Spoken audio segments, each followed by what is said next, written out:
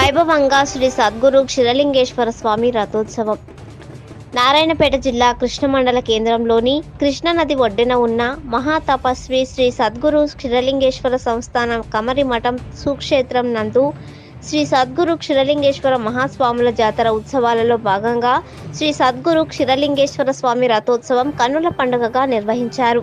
ఉత్సవాల సందర్భంగా తెల్లవారుజామున కృష్ణ జలాలను తీసుకువచ్చి స్వామివారికి అభిషేకాలు నిర్వహించి ప్రత్యేక అలంకరణ చేసి పూజలు నిర్వహించారు. మకర సంక్రాంతిని పురస్కరించుకొని ఆంధ్ర, తెలంగాణ రాష్ట్రాలతో పాటు కర్ణాటక, మహారాష్ట్ర నుండి వేలాది మంది భక్తులు విచ్చేసి కృష్ణా నదిలో పుణ్యస్నానాలు ఆచరించి స్వామివారిని దర్శనం చేసుకున్నారు.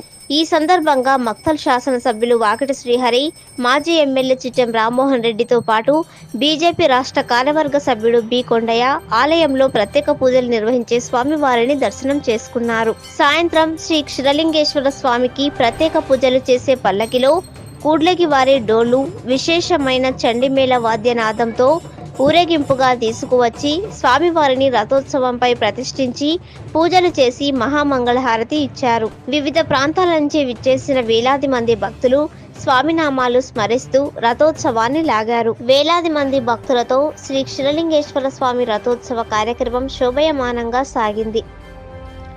ఈ కార్యక్రమంలో సిద్ధార్థరెడ్డి, గ్రామ సర్పంచ్ మహాదేవ్, ఆలయ కమిటీ సభ్యులు, గ్రామ పెద్దలు, వివిధ ప్రాంతాల నుంచి విచ్చేసిన వేలాది మంది భక్తులు పాల్గొన్నారు.